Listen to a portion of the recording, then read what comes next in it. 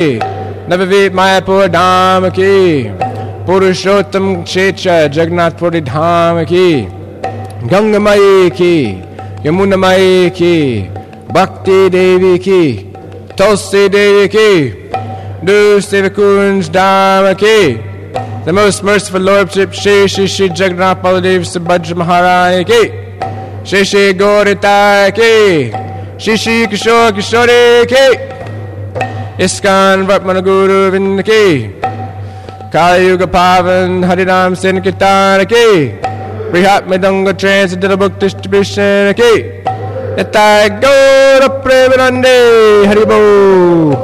All glories to some devotees. All glories to some devotees. All glories to some devotees. All glories to Shri Shri Guru and Gauranga. All glories to Srila Prabhupada.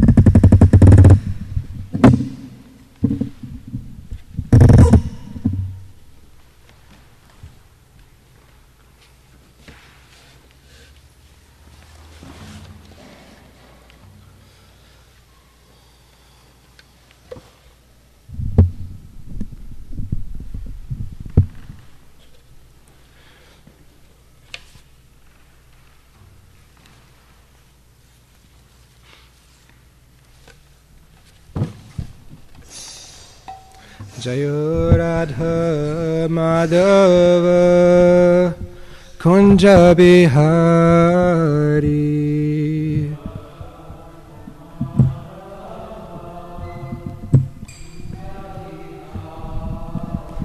Jayo Radha Madhava Kunja Bihari.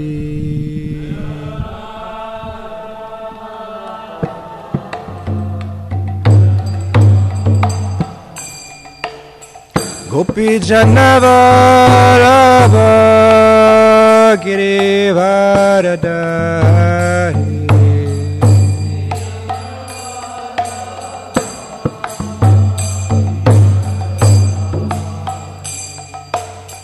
Gopi Janavarava Girivaradari.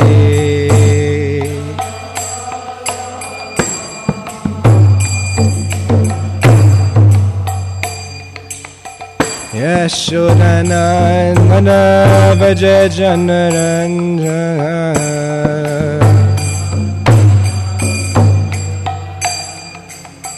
Yashodanandana Bhaja Janaranjana Bhaja Janaranjana Yamunatira Vanachari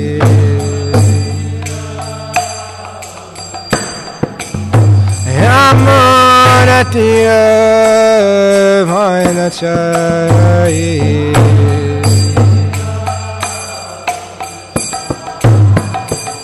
Jaya Radha Madhava Kunja Vihari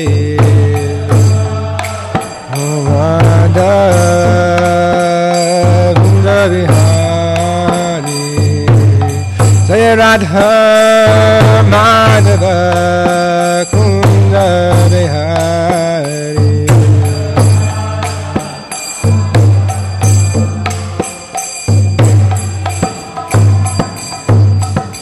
Gopi Janavara Giri Varadai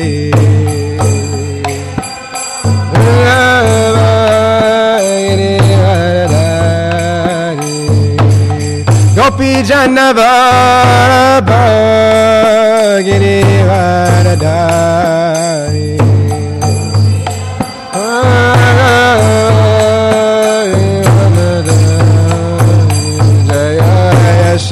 Sharanandana Bhaja Janarandana Bhaja Janarandana Yasharanandana Bhaja Janarandana Yamunatira Vanachari Yamunatira Vanachari Jaya Radha Madhava Kunja Vihari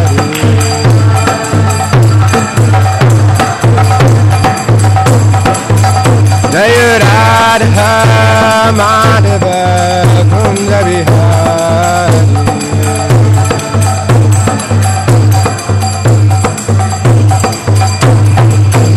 Janavala Bhagiri Varadari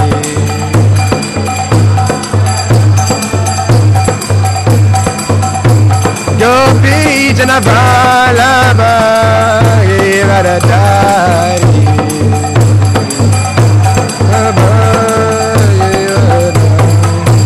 Yasharanandana Bhaja Janarandana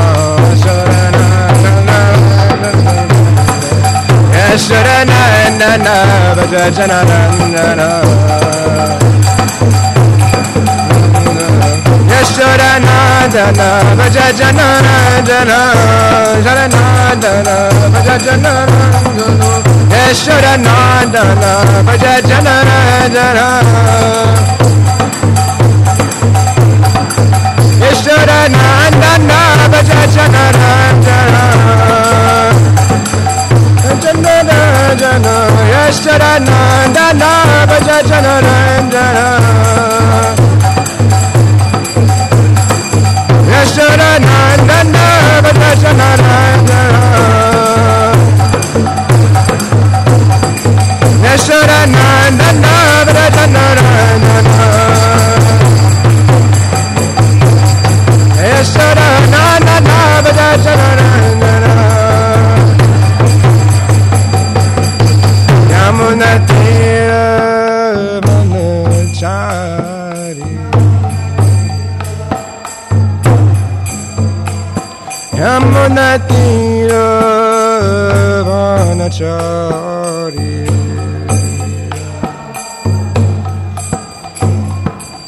Jaya Radha Madhava Kunja Vihari Radha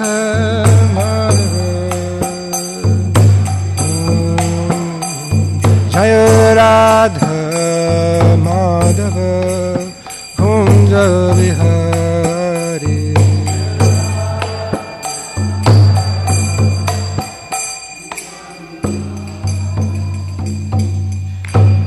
Jai Om Vishnupad Paramahamsa Bharava Jagacharya Astotara Satashi Srimad His Divine Grace Shira A.C. Bhaktivedanta Swami Prabhupada Ki Grantaraj Srimad Bhagavatam Ki Nitai Gaura Premanande Hari Hari Bo.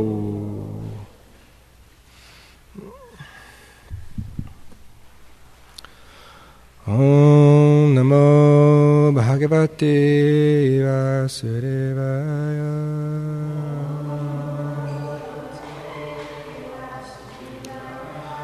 Om Namo Bhagavate Vasudevaya.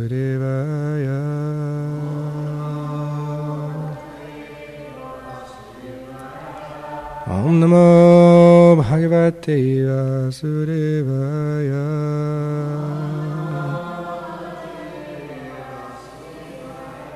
Narayanam Namaskritya Naram Chaiva Narottamam Devim Sarasvatim Vyasam Tato Jayam Udirayet Nashtaprayeshvabhadreshu Nityam Bhagavata Sevaya Bhagavatyutama Shloki Bhakti Bhavati Naishtaki.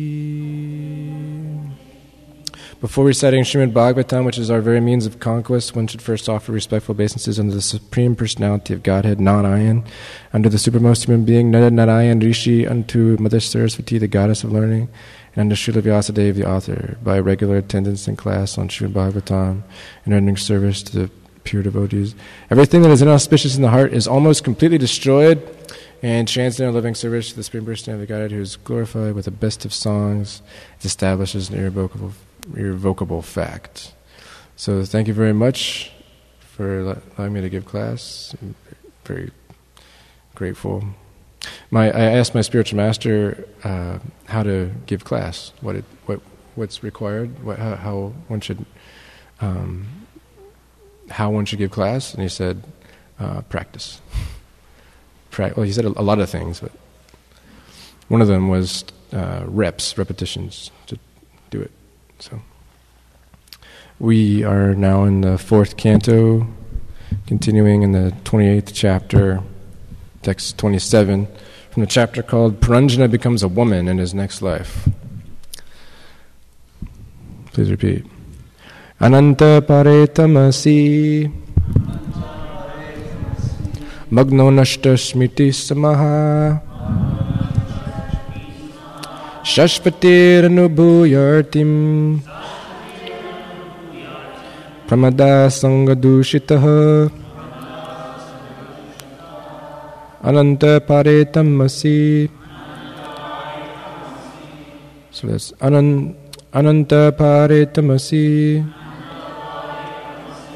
magno nashta smiti samaha shashvatir anubhuyartim pramada sangadushitaha ananta paretamasi magno nashta smiti samaha shashvatir anubhuyartim pramada sangadushitaha.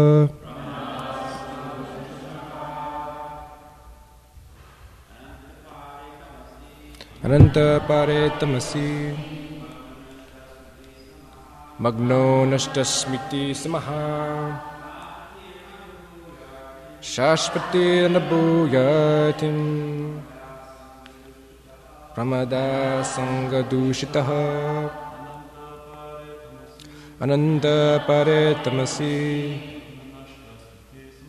magno nashtasmiti samaha shashpati anabhuyatim pramada sangadushitaha.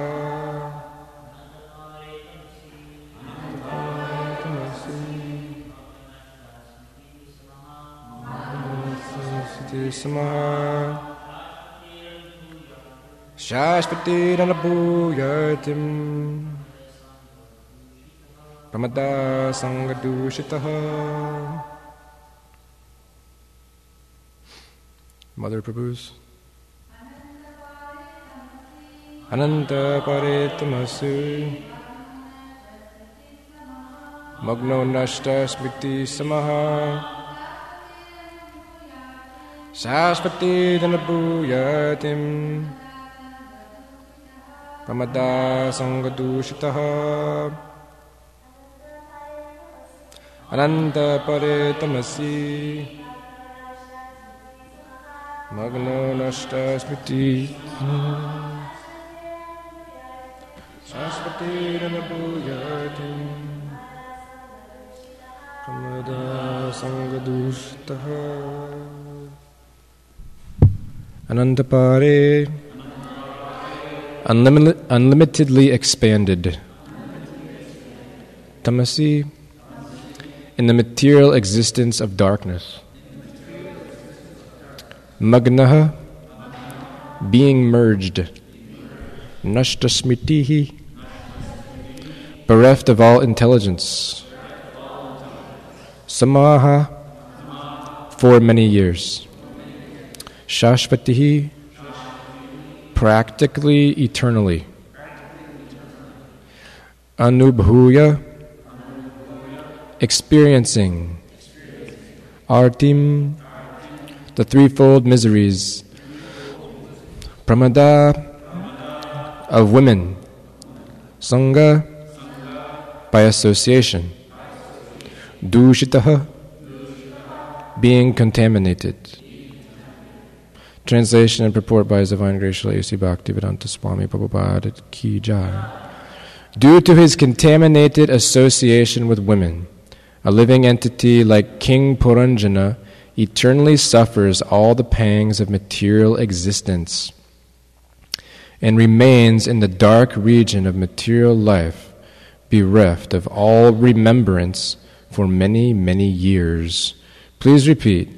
Due to his contaminated association with women, a living entity like King Puranjana eternally suffers all the pangs of material existence and remains in the dark region of material life, bereft of all remembrance for many, many years.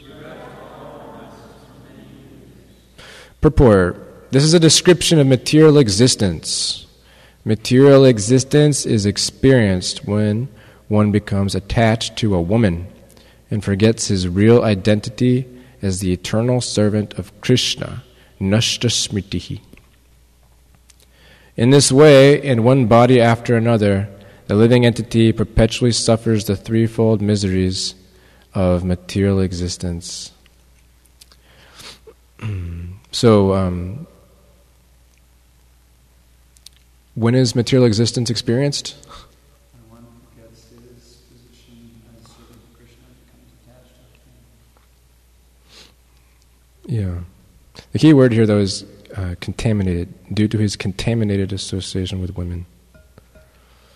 So, in this way, in one body after another, the living entity perpetually suffers the threefold miseries of material existence. To save human civilization from the darkness of ignorance, this movement was started. The main purpose of the Krishna consciousness movement is to enlighten the forgetful living entity and remind him of his original Krishna consciousness. In this way, the living entity can be saved from the catastrophe of ignorance, as well as bodily transmigration. As Srila Bhaktivinoda Thakur has sung, Anadi karama pale, padi bhavarnava jale, tari bare na deki upaya. Evishaya hale hale, diva nisha hiya jvale, mana kabu sukha nahi paya. Because of my past fruitive activities, I have now fallen into an ocean of nescience. I cannot find any means to get out of this great ocean, which is indeed like an ocean of poison. We are trying to be happy through sense enjoyment, but actually that so-called enjoyment is like food that is too hot and causes burning in the heart. I feel a burning sensation constantly, day and night, and thus my mind cannot find satisfaction. Material existence is always full of anxiety. People are always trying to find many ways to mitigate anxiety.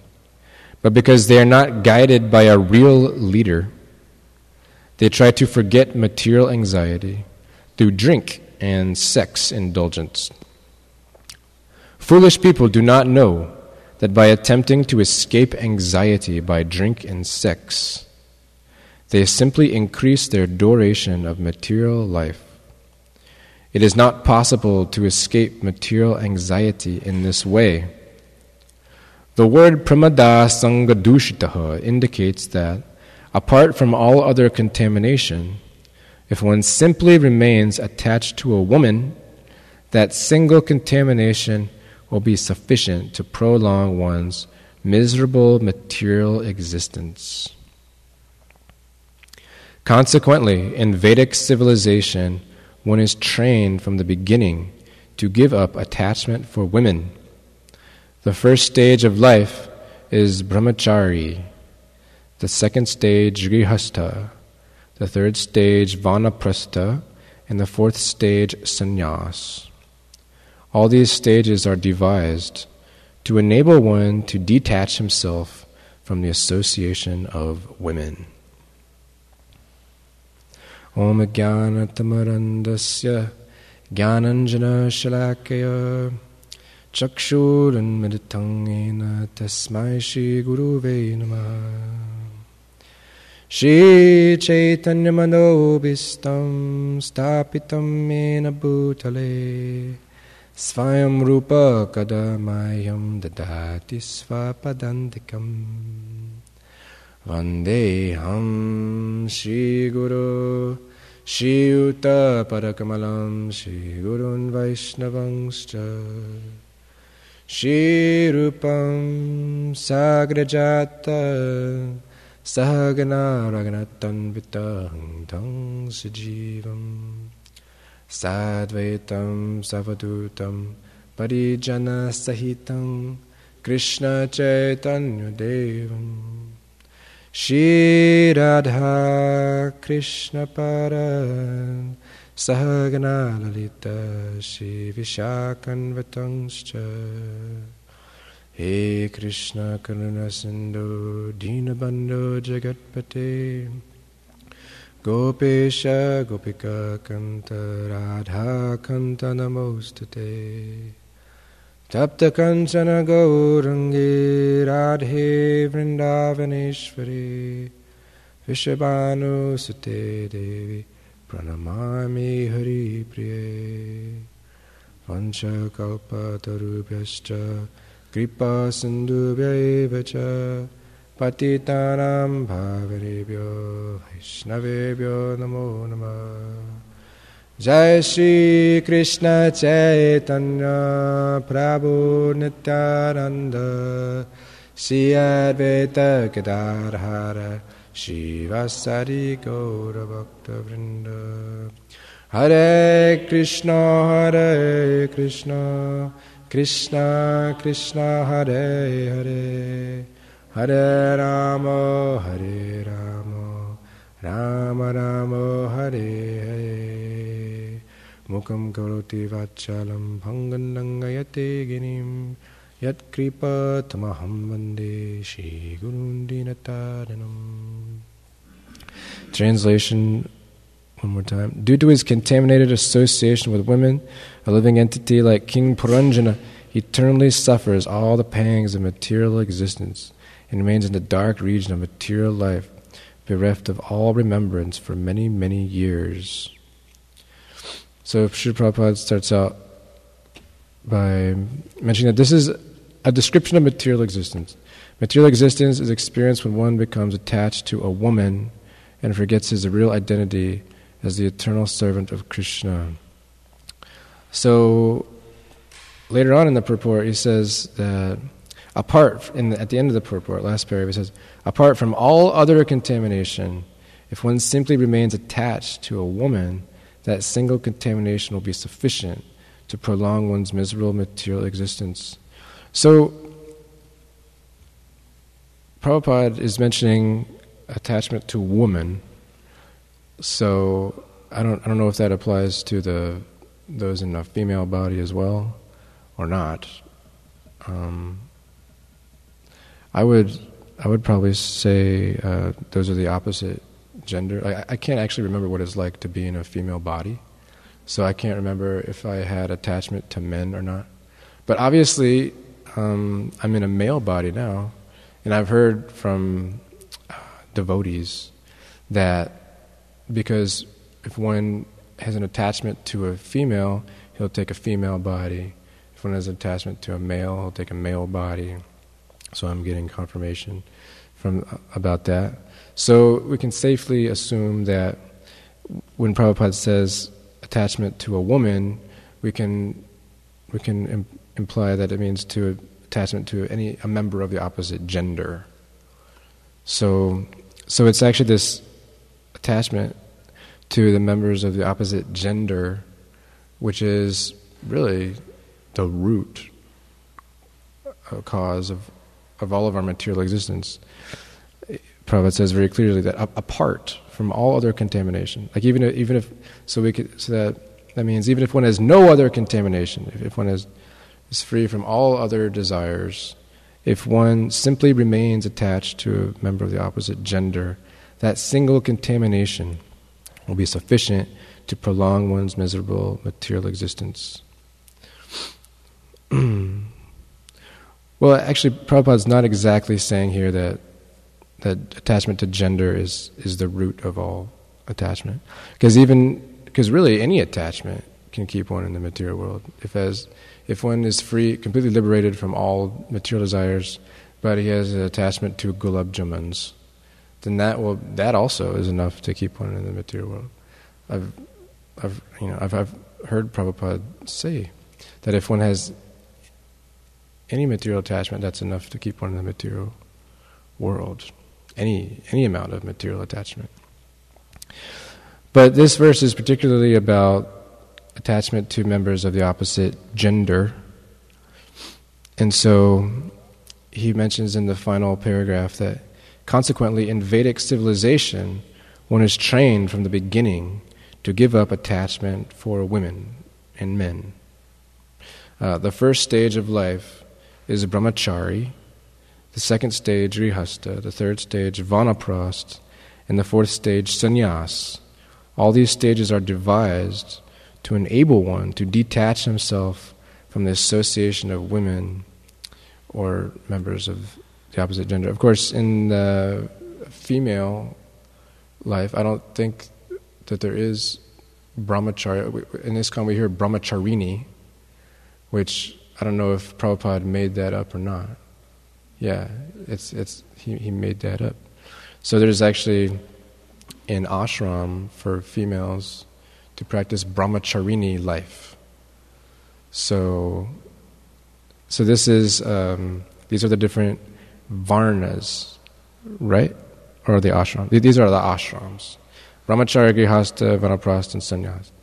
And so ISKCON is set up so everyone will go through these 4 stages of life. Actually, it's an institution. It's an institution for helping everyone. Prabhupada says right here, the main purpose of the Krishna consciousness movement is to enlighten the forgetful living entity and remind him of his original Krishna consciousness. To save human civilization from the darkness of ignorance, this movement was started. And so the darkness of ignorance is attachment to members of the opposite sex, attachment to any type of desire to exploit the material elements for our own gratification, actually. So this is the purpose of brahmachari. And so it's really recommended, Srila Prabhupada recommended that every male, he desired every male in ISKCON remain brahmachari. He said that that's ideal ISKCON. All the men are brahmacharis, and all the women are married, which is, one may ask, well, how is that possible? Well, in one of the purports to the Bhagavad Gita, Prabhupada says that, I forget which purport, which verse it is, but it says that the Krishna consciousness movement, Bhakti Yoga, is such a powerful process that one automatically loses one's taste for sex enjoyment. And so, as a result, the men can get married. Like in other processes of self-realization, apparently, there's no marriage. Like, it's just full-on renunciation. You can't get married.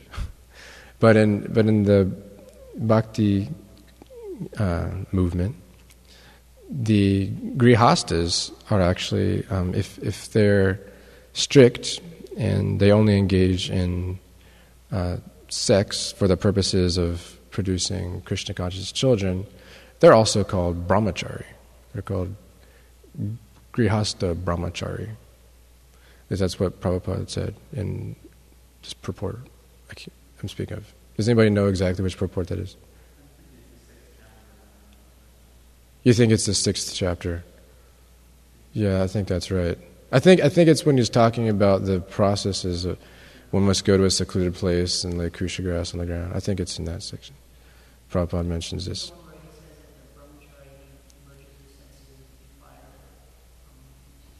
That's the one? I think so. I think that he talks about how there's different processes of self-realization. Anyway, that purport is in the 6th chapter. It's in one of it could be in one of those two verses. And so yeah, it's definitely important that everyone get brahmachari training. Like, that's what brahmachari means. Actually, Bhaktivedanta Swami wrote a whole book about what it means to be brahmachari. Actually wrote 2 books. And he put them together. One's called Brahmachari and Krishna Consciousness. And the other one is a brahmachari reader. It's a manual for being brahmachari. And really it's just, references from Shastra about brahmachari. He didn't write it himself.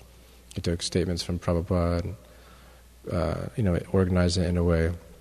And I'm going to study that book. I'm going to make a deliberate attempt at, studying that book, I think. It's a good idea for anybody, for everyone, because everybody is supposed to get brahmachari training. The first stage of life is brahmachari. So that's the ideal, that everybody,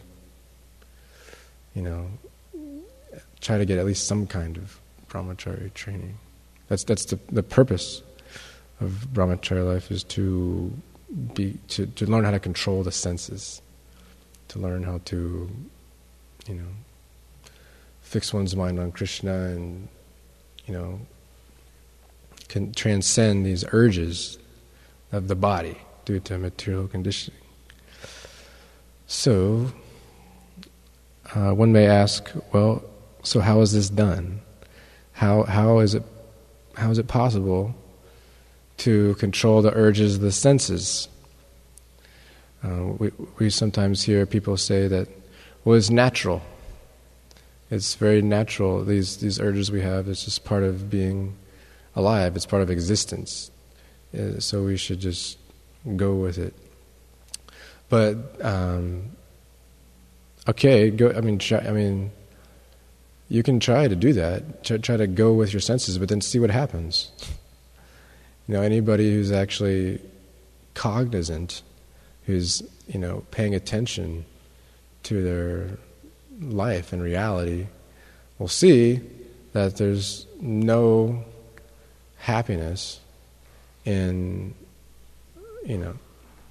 sex indulgence. Actually, there's no real happiness. It doesn't lead to any real happiness. Like in the 16th chapter of Bhagavad Gita, really nice verse. It's the 16th verse where Krishna says, quote, "Thus perplexed by various anxieties and bound by a network of illusions, they become too strongly attached to sense enjoyment and fall down into hell. So this sex enjoyment is really, sex desire is really the you could say it's like the mother of all desires, because so many desires come from it. Like if we're nurturing a desire to enjoy this, then that spawns so many other desires. You know, like in order to enjoy this sex properly, we have to be able to attract the members of the opposite sex. And so in order to do that, we have to go through so many hoops. We have to do so many things in order to, attract it. And so it just goes on and on. So this is what Krishna means when he says perplexed by various anxieties and bound by a network of illusions. So this is the nature of attachments, is that they sprout out and they create other attachments, and then so this network grows to actually completely just entangle on completely in this network of, all based on this one thing. And so if we can get free from this desire, then we can get free from many, many other ones. Because I can't think of one material desire that is more involved than this desire to enjoy with the opposite gender. What has more implications is connected to other material attachments than this one. So if one can get free from this one desire, then that's you're doing really good. That's basically, if you can get free from the desire to enjoy the member of the opposite sex, then you're being in a very good position. And so Krishna explains how to do it in the end of the 3rd chapter. That's the discussion at the end of the 3rd chapter of Bhagavad Gita. Is Arjuna is asking, O descendant of Vrishni, this is the 36th verse, by what is one impelled to sinful acts, even unwillingly, as if engaged by force? And then the famous verse, Kama Esha, Sri Bhagavana Vacha, Kama Esha, Krodha Esha, Raja Guna Samudbhavaha, Mahashina Mahapapma, Vidyenam Iha Vairinam. The Supreme Personality of Godhead said, it is lust only, Arjuna, which is born of contact with the material mode of passion, and later transformed into wrath, and which is the all-devouring sinful enemy of this world. And then as fire is covered by smoke, as mirror is covered by dust, or as the embryo is covered by the womb, the living entity is similarly covered by different degrees of lust. And then there's a string of famous verses at the end. It says, Avritam jnanam etena, jnanino nityavairina, kama rupena kaunteya, dushpurena nalenacha. Thus the wise living entity's pure consciousness becomes covered by his eternal enemy in the form of lust, which is never satisfied and which burns like fire. Indriyanya mano buddhi rasyadishtanam uchite etayar vimohayat yesha jnanamavrita dehinam.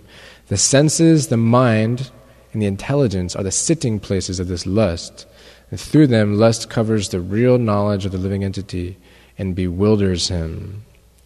Tasmat tvam indriyan yada niyam ya bharatarshaba papmanam bhajahi yenam jnana vijnana nashanam. Therefore, Arjuna, best of the Bharatas, in the very beginning, brahmachari, when you're 5 years old, go live at the Gurukul and train yourself in how to control your senses. In the very beginning, curb this great symbol of sin, lust, by regulating the senses, and slay this destroyer of knowledge and self-realization. So he says we have to regulate our senses.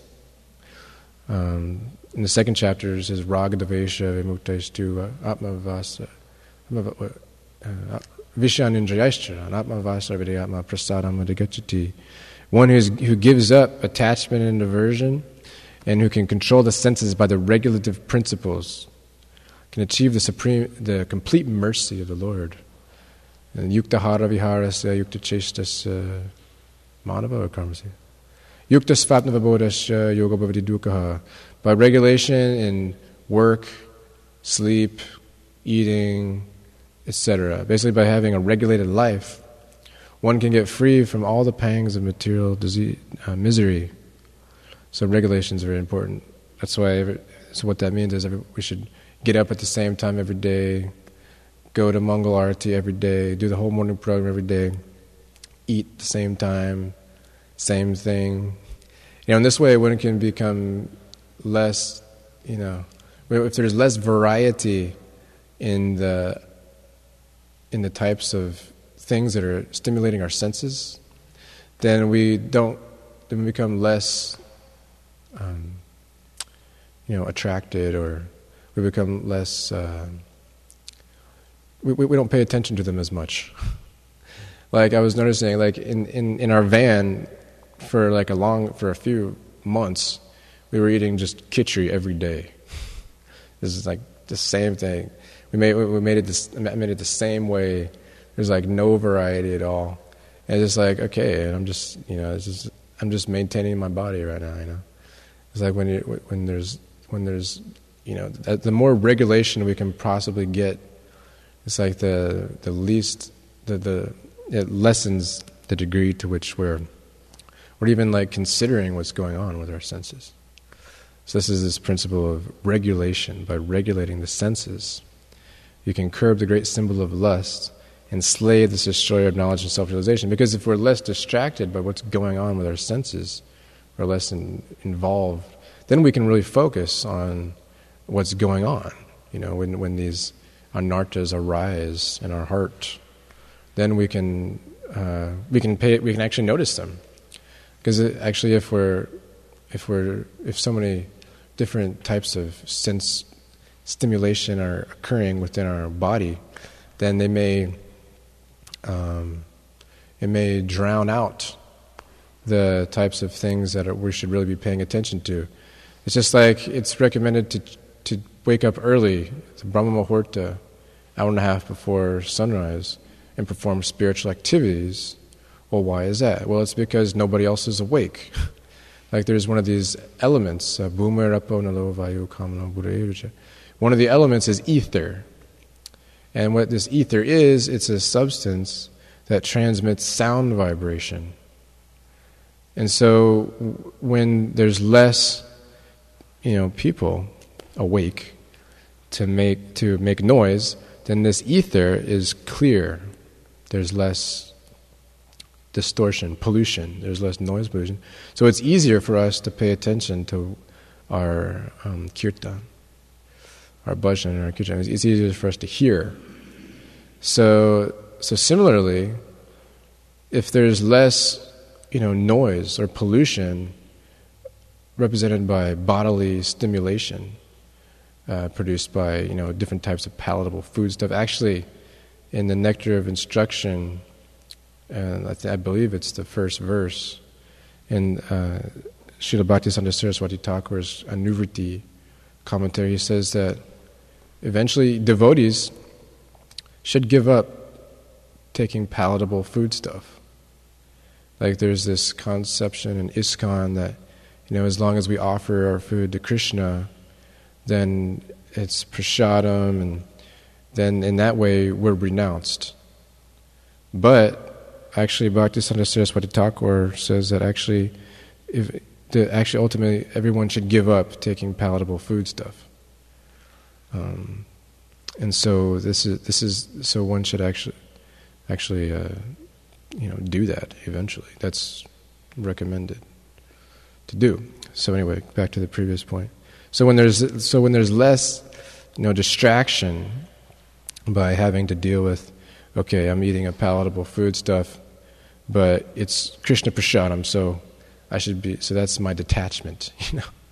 It's like but it's much easier to be detached if we're not eating palatable food stuff. If we're eating like all these opulent dishes and everything, then we have to think, okay, this is really opulent dish, and so I should I should be detached from this. Okay, how am I going to be detached? Okay, yeah, it's Krishna prasadam. Krishna enjoyed it. I'm taking this as devotional service to Krishna.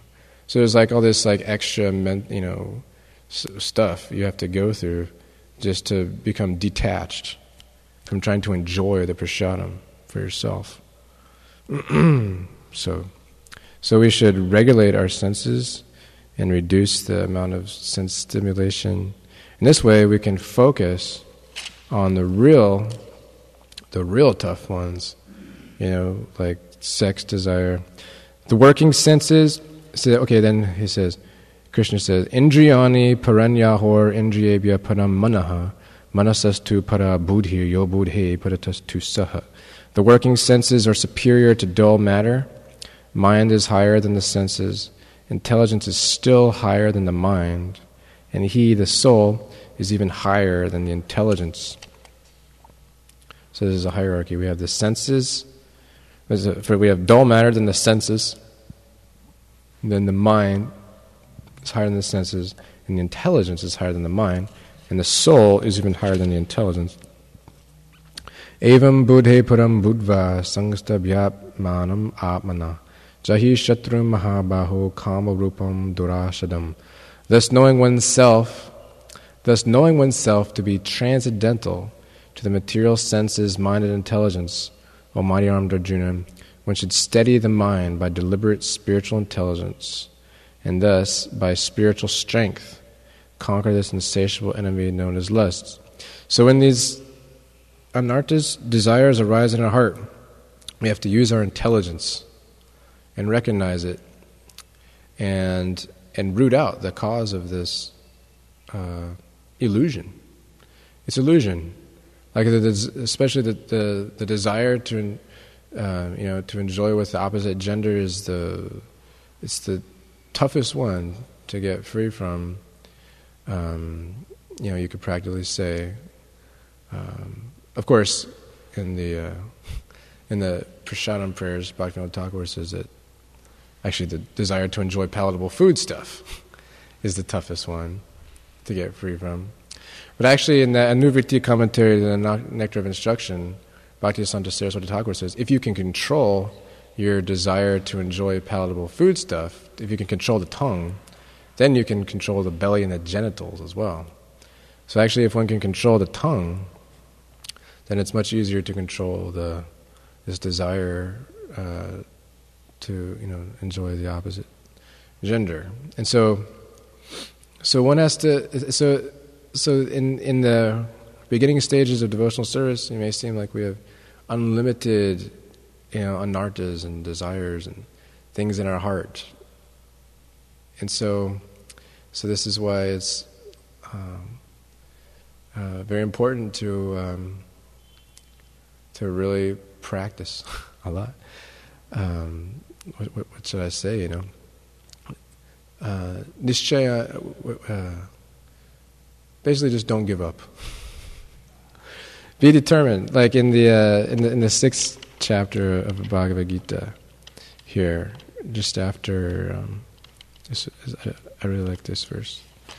It says, Krishna says, Sa nischayena yoktavyo yoga nirvina chetasa sankalpa pabavan kamang tattvasarvana sheshataha manasayavandriya gramam viniyamya samantataha. So this is what we should do. One should engage oneself in the practice of yoga with determination and faith and not be deviated from the path. So this word determination is a very interesting word. It's a very powerful word. If we actually apply determination, it comes from the word determine. To have determination means that you've determined. You've determined. You've made a conclusion. You've concluded. It's like that. It's almost like the same. It's a very similar word. Conclusion and determine that this is the truth. The truth is that happiness does not come from material sense gratification. Happiness comes from devotional service to Krishna. So we've made this determination. So I've determined this. So this is the conclusion, the conclusive truth. And so given that's the truth. That's the absolute truth. It's true under all circumstances that happiness, we can go through every type of material sense gratification there is, and we will absolutely never find anyone that will give us lasting happiness and fulfillment. And we can engage in devotional service to Krishna eternally, absolutely, and that will absolutely make us happy every time, as long as we don't have not made any offenses, as long as we're following the process properly. If we're following the process of bhakti properly, then we will absolutely be satisfied and happy and blissful. So this is the determination, that this is the truth, and so we should engage in the yoga with this determination. And we should understand that, and we should not be deviated. Because how can one become deviated? If one deviates from this path, then that's insanity. That's craziness. Because we've already determined that misery comes from material sense gratification. Not only does sense gratification not give us happiness, it puts us in unlimited network of miseries. So if one deviates from this path, then one is an illusion, that one's insane, basically. And so Pramanais tatcharacharais tarabhyasa narandaram bodhyanatmanam. What is it? Tatcharaj abhyasa. Anyway, the verse from the Brahma Samhita, that the highest attainment of devotional service, of perfection of life, is attained by small degrees. So we have to learn how to not become overwhelmed by all these, seemingly, by our network of illusions and anxieties. And so we have to be realistic. And the way to approach a large goal is to break it into small ones. So we should take each anartha we have and take that one out, one by one, like that, in a very systematic way. And one should abandon without exception all material desires born of mental speculation, and thus control all the senses on all sides by the mind. So all these mental desires, all these material desires, are born of mental speculation. It's a concoction. They're all concocted. They're not real. They're just that we made them up. Like we have this speculation that we can be happy from material sense gratification, but it's not founded on reality or truth. It's not real. It's something that we created. It's man-made, just like this so-called civilization, society we're living in. It's not going to last. You know, we have our society is based on it's a relativistic society, like all the jobs and stuff people have, like, you know, as, you know, ombudsman, or, you know, who are those people that develop insurance rates called?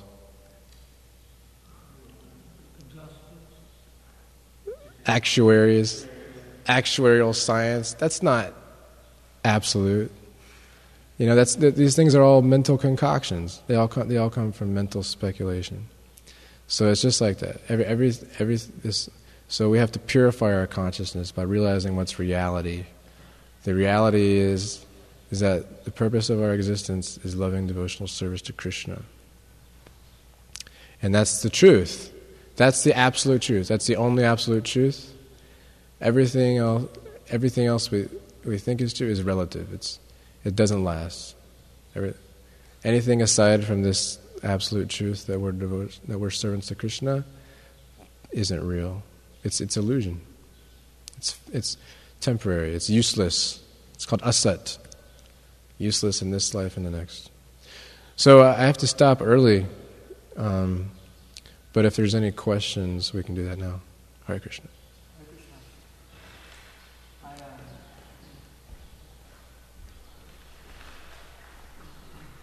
I have to stop at 8:25. That's in like 1 minute. Short question. Unless somebody else wants to do the offering. Okay.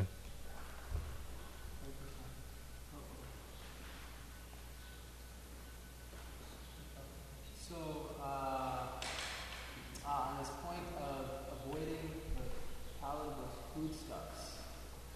So as a neophyte devotee,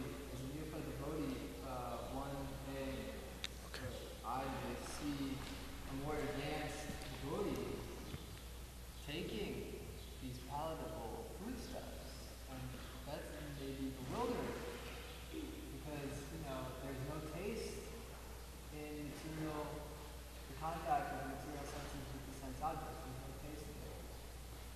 The illusory taste is like illusion.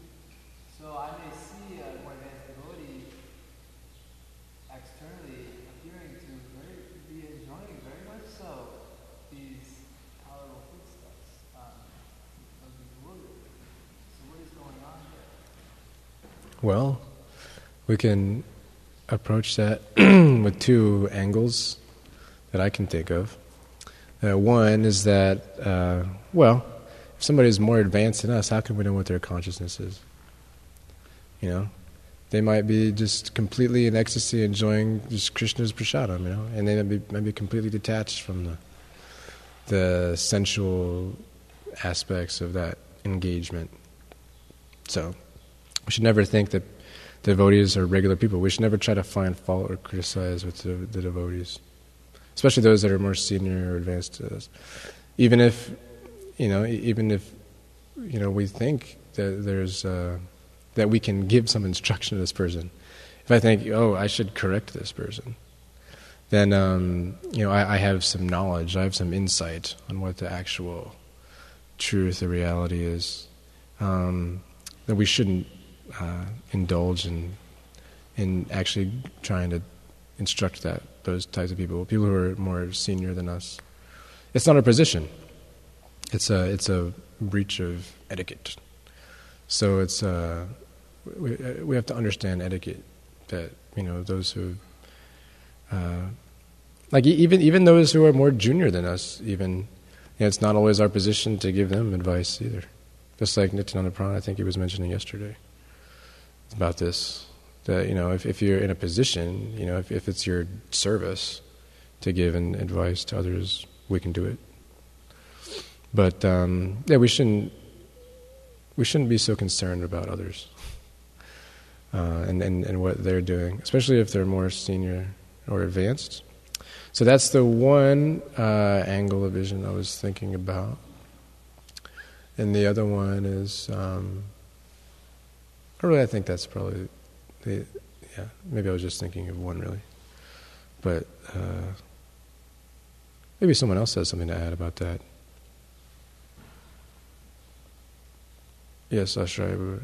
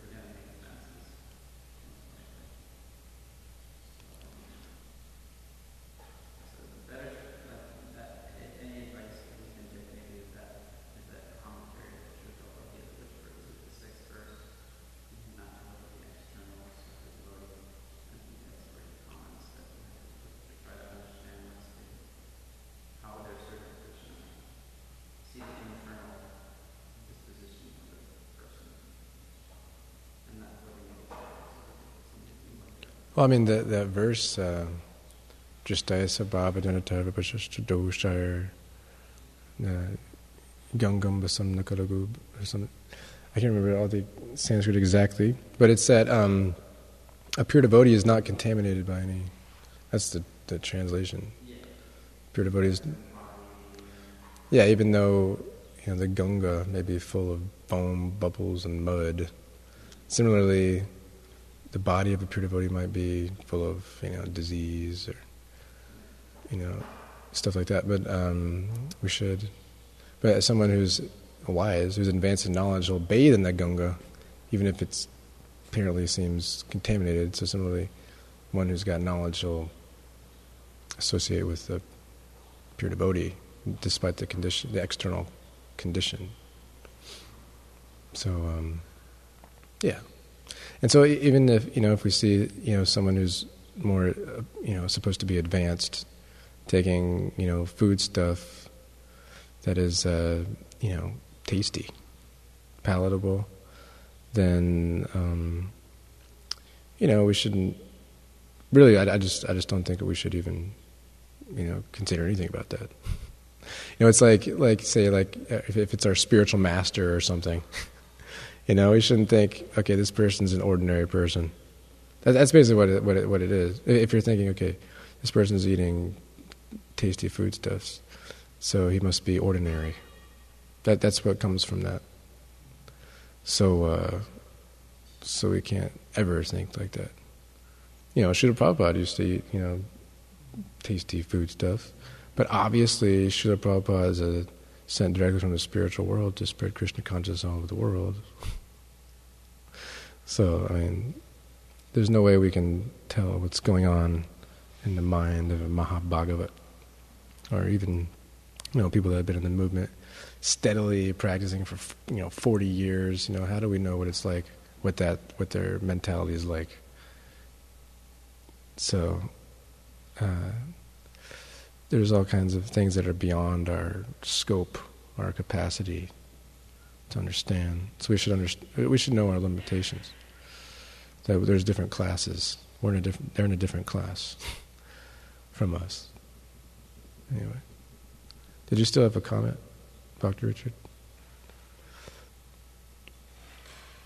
I was going to share something. I don't have any realization on it, but I heard Dr. Siddhanta said in one of his books that I think that we're supposed to take what we like, but take it with the consciousness of not to fulfill our hunger, or not to fulfill any bodily needs. This is sort of another perspective, but to rid us from material infection. Yeah, well, right. Dr. Richard's saying that we should take food not to fulfill our hunger or bodily needs, but to pure us from our material infection. Yeah, that's true. So what that means is taking prasadam, like honoring prasadam, not eating food. What's the difference between eating food and honoring prasadam? Like Bhaktisiddhanta Saraswati Thakur used to circumambulate his prasadam 3 times, offer obeisances, and then, very, intense, fixed consciousness, he would honor the prasadam. The prasadam is not different from Krishna. That's seeing the prasadam as prasadam, realizing that it's not food. This isn't food that's like for our enjoyment. It's just, we're doing this as a service, It purifies our consciousness and our body. I don't have all that much realization on prasadam myself, but this is kind of like the little bit that I know. It's non-different from Krishna. Like it totally, there's this devotee in Vrindavan, Prabhupada just named Bhubaneshwara Prabhu, and he's. I got to meet him last time I was in Vrindavan. He actually invited me to lunch. Because anyway, he makes the Raja Bhoga offering for the Sri Krishna Balaram and Radha Shama Sundar, Lili Vishak and Gauratai every day. He's been doing it for 20 years. And so whoever makes the Rajabhoga gets the Maha plate, So he's basically been taking, Krishna Balaram Mahaprasadam for 20 years only. Like that's all he takes. So so what happens, we know that the body changes over time, and so the body is produced of, the substances that are put into it. So his body is completely prasadam. That's what happens. Like the prasadam actually purifies the body. Like that. So it purifies the consciousness too. By the way, actually, Marshall is it Bhakti-siddhanta or was it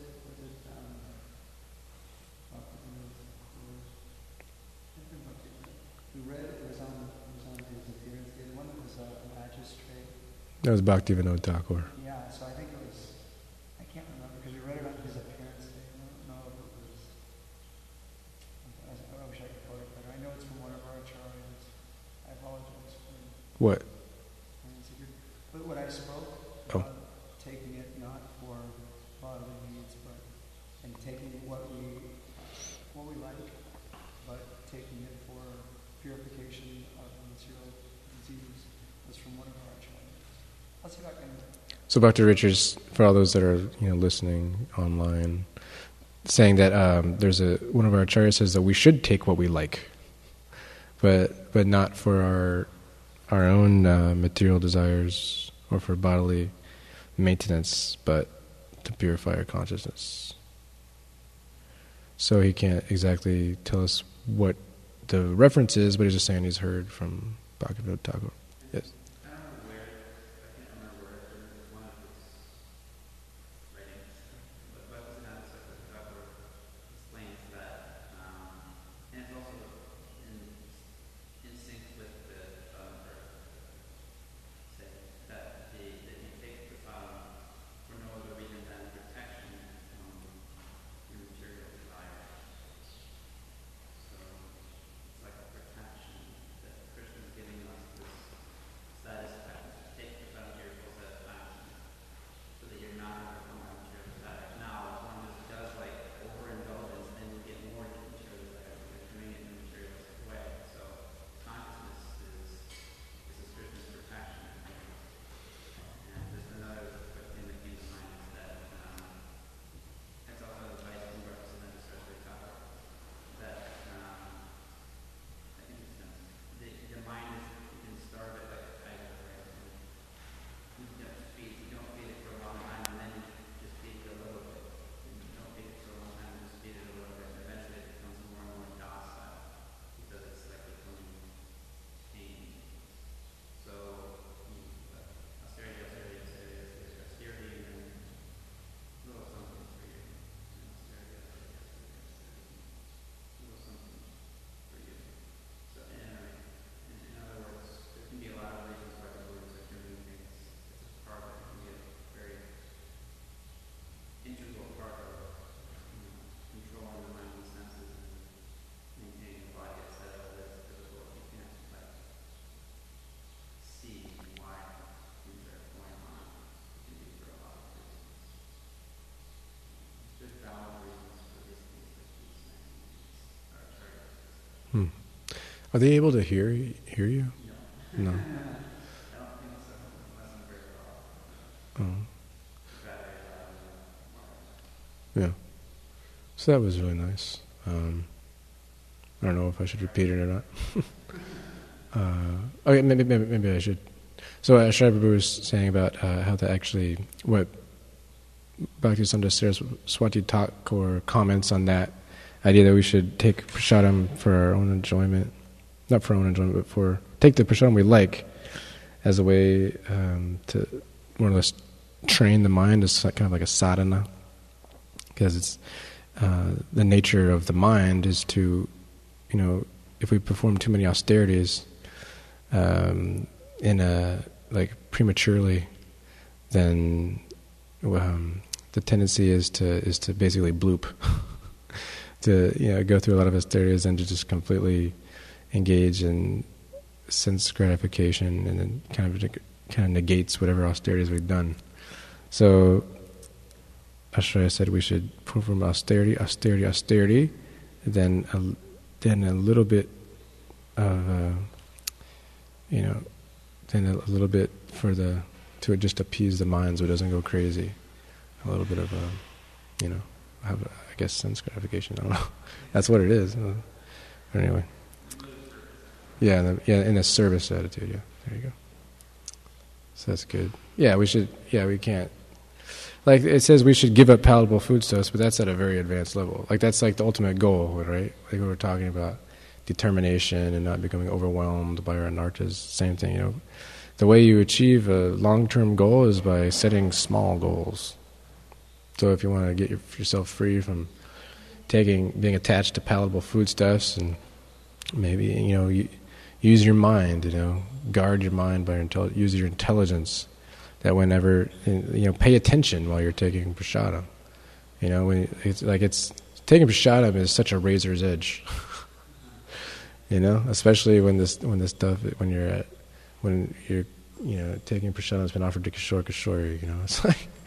It's like the most opulent prasadam you could think of, and so you have to. So it's dangerous, really, to take opulent prasadam. It's actually one of my friends. He's been in the movement for a long time. He's an expert in the CC. I guess some of you know him, Madhavendra Puri, the scientist. Well, he says that for those that are in the most advanced consciousness, like Raghunath Das Goswami, people on that level, they think their mentality is that if they even just think about sense gratification, it's an offense. It's actually offensive to Krishna to have any desires. It's an offense. So this is just a glimpse into the mentality of someone who's at the stage that we're supposed to be going toward, like that. So yeah, we have to take this long-term goal and break it down into smaller ones. So it begins with if, when we take prasadam, we do it mindfully. We have to be there, present, and understand. We should say the prayer. Sarira Vidya Jadandrita. This body is a place of ignorance. Thinking that I can get happiness from food stuff is an illusion.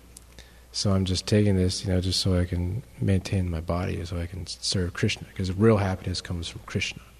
That's where real happiness comes from. If I try to get happiness from this body, I'm just going to be an illusion.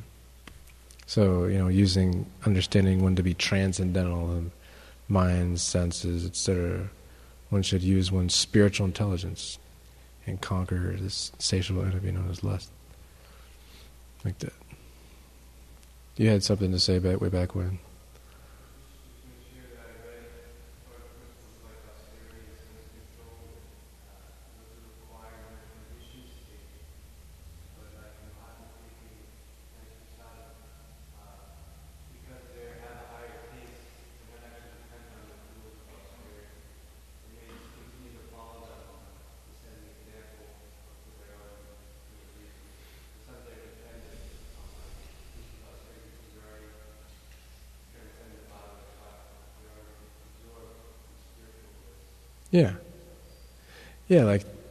Right. Like we have, there is Mahaprasadam, there's really opulent Mahaprasadam. And so somebody's going to take it. You can't just throw it away, right? So yeah, Srila Prabhupada, he's completely absorbed in thinking of Krishna 24 hours a day. And he doesn't even let a nanosecond go by when he's not thinking of Krishna. There's never a time when he's not praying Krishna. So he's taking prasadam for Krishna. So, yeah, that's a nice comment. His austerity, his renunciation, they're the part of sadhana. Did you have something?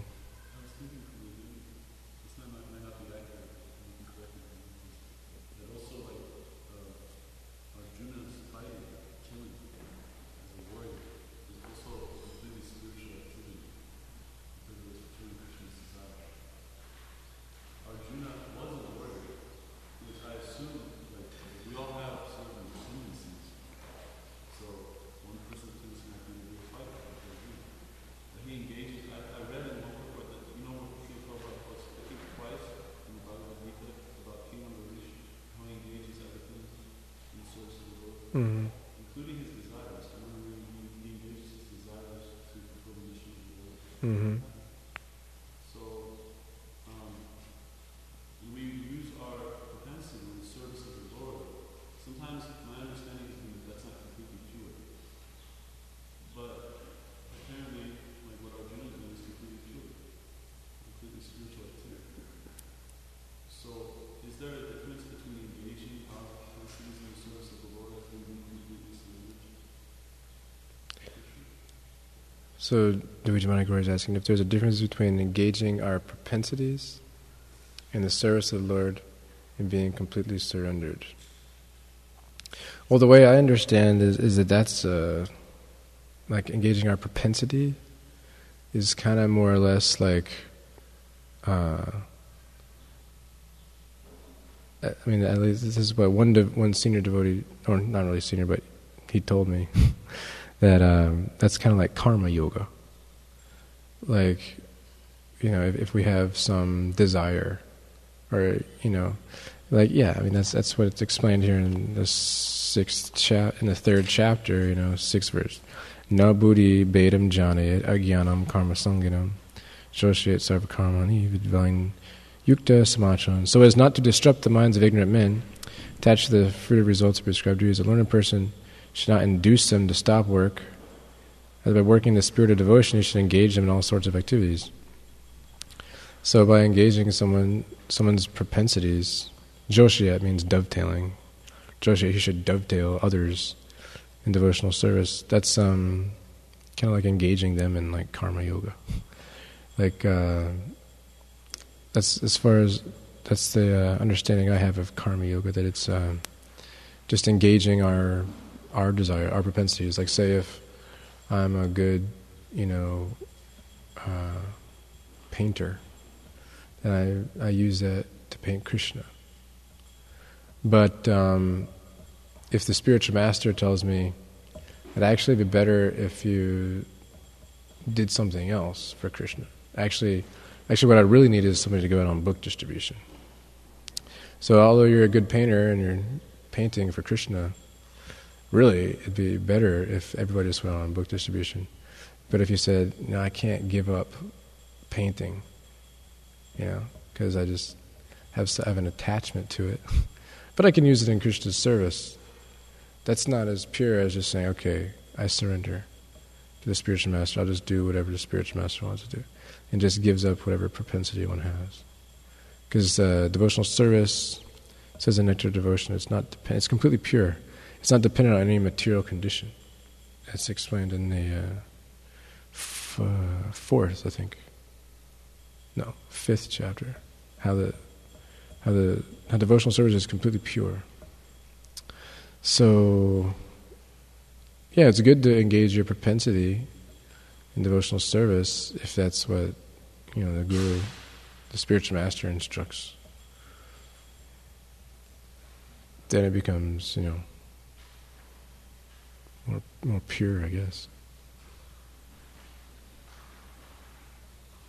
Does that make sense? Does that answer good enough? Sufficiently your question? Okay. I mean, I can go as long as you guys want. All right. So if there's nothing else, okay, yeah, something else.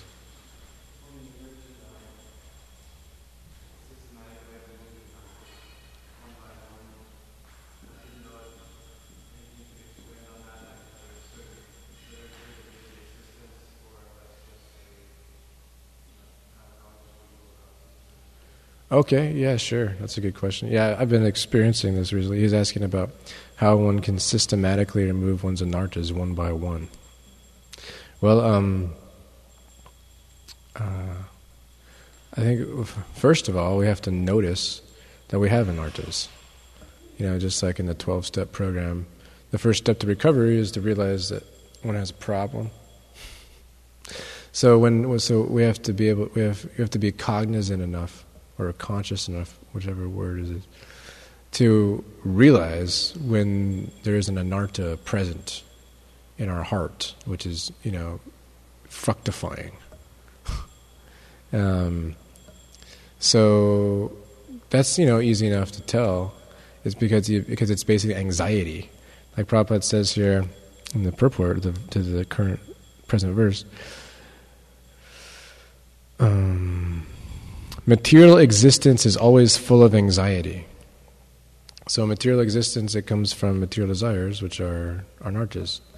So anarthas can be practically experienced by anxiety in the heart, or you can actually feel you can feel a knot or something in the heart, like in this song that Bhaktivinoda Thakur is explaining.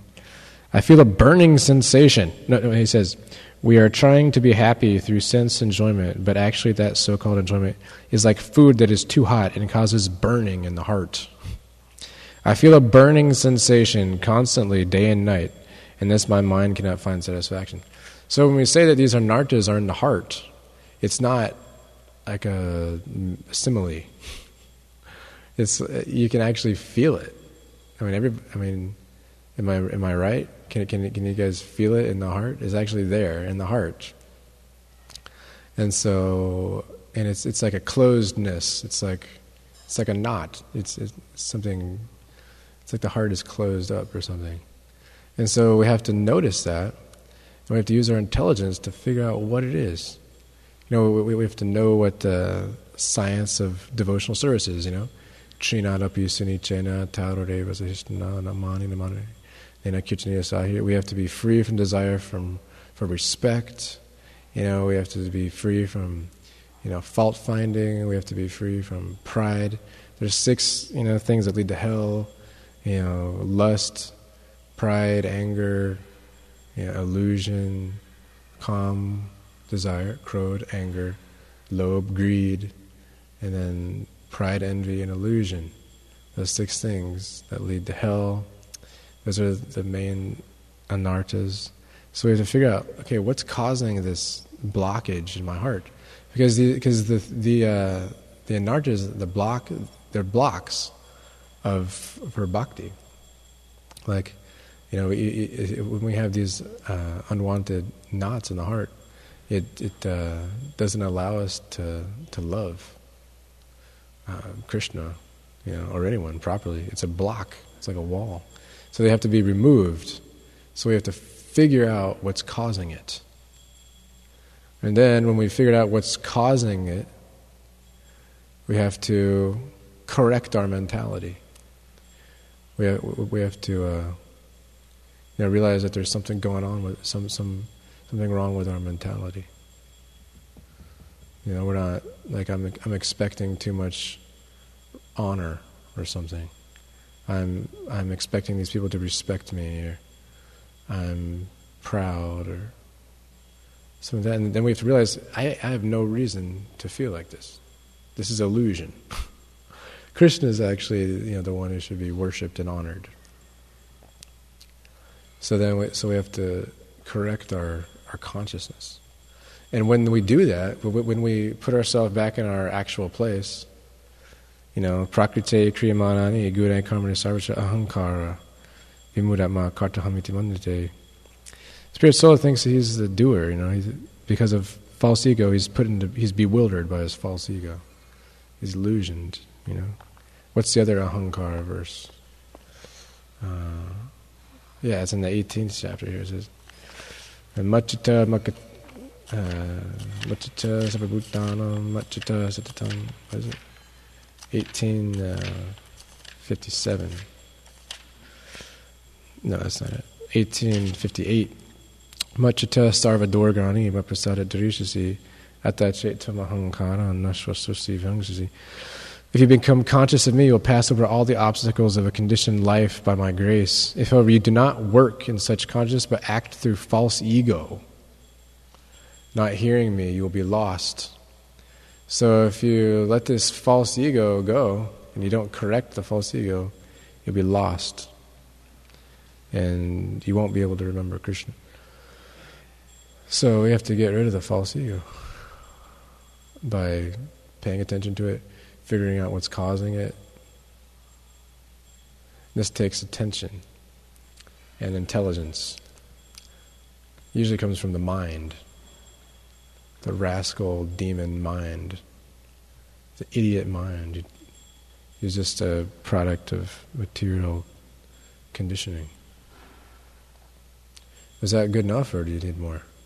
Did you have, yes, Ankit? Prabhu. Can you speak louder, please?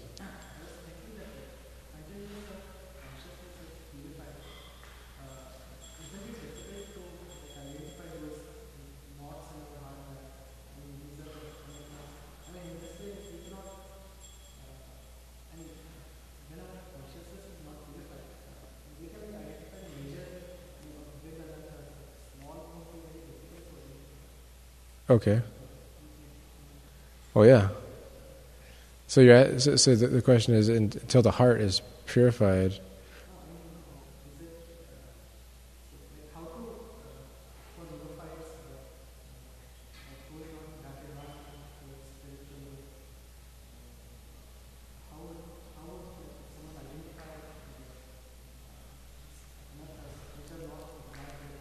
Which are not what? Which are not that big. Well,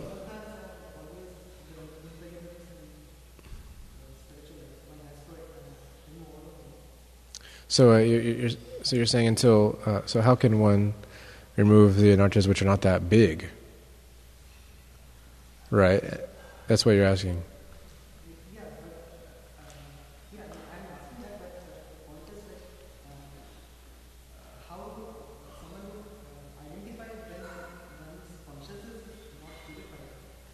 When one's consciousness is not purified, how do you identify anarthas? Well, you got to purify your consciousness. You got to remember Krishna. See, actually, everything's for a purification. So if we try to engage in devotional service and nothing's happening, that means there's something in our heart that's keeping it from happening. Like if we're trying to devote ourselves to Krishna, and he's just like saying, "Sorry, I'm not listening to you right now." That means that there's something in our heart which is keeping us from doing that. And so then, our natural propensity is to engage in loving devotional service to Krishna. That's our original position. That's what we're supposed to do.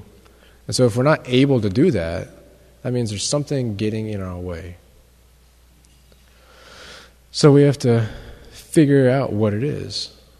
We have to pay attention to our mentality, like what we're thinking about, like what the kind of activities we've been engaging in, what our desires are. We have to take a internal inventory of what's going on in there. And we also have to know the siddhanta. We have to know what's pleasing to Krishna. Trinadapi sunichina taurareva sahishtana amani namani kichni sarahari. There's a whole list, in the end of the 12th chapter that everybody should know about. Who's a kind friend to everyone, who's without cares, free from pains, not striving for some result, not dependent on the ordinary course of activities, who's not disturbed by anyone, who doesn't put anyone else into distress. These are things that are dear to Krishna. So, are we being too? And we could think, how am I behaving? Am I behaving in a puffed up way? Do I have some, illusion about my position and how people should be relating to me? And so, so we ourselves have to be able to be enough out of illusion to tell what the actual reality is regarding what pleases Krishna and what we're doing. And then we can correct it. Then we have to identify what we're doing wrong, and then we have to correct it. Does that make any sense? Okay.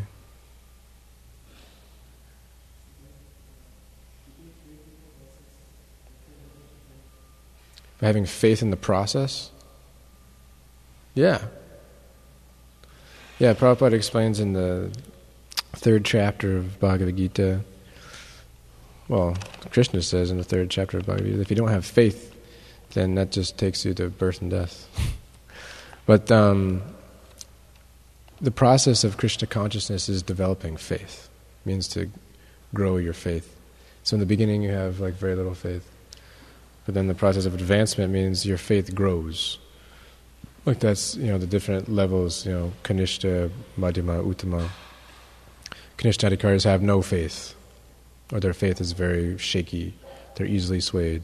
Madhyama Adhikaris, they have some faith. Actually, they have strong faith. Madhyama Adhikaris have strong faith, but they have little conclusive shastric knowledge. And the Uttama Adhikaris, they have strong faith, and they have also a lot of very conclusive shastric, evidence to support their faith. And so the Uttama Adhikaris are never swayed. They can present arguments to defeat anyone. The Madhyama Adhikaris can't, so they can sometimes be swayed. Well, it's mainly that this Madhyamas have strong faith. So one should not remain a Kanishta Adhikari. So one should get faith. And the way one gets faith is by, engaging in devotional service and associating with devotees.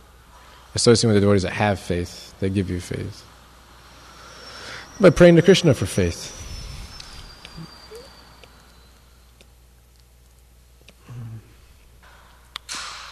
Faith in the process. Yeah, that's the most important, to have faith.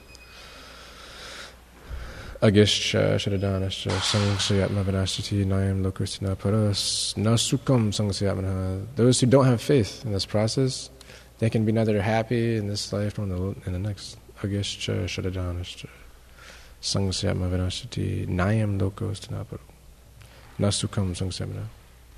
You gotta have faith. If you don't have faith, then you won't achieve the goal.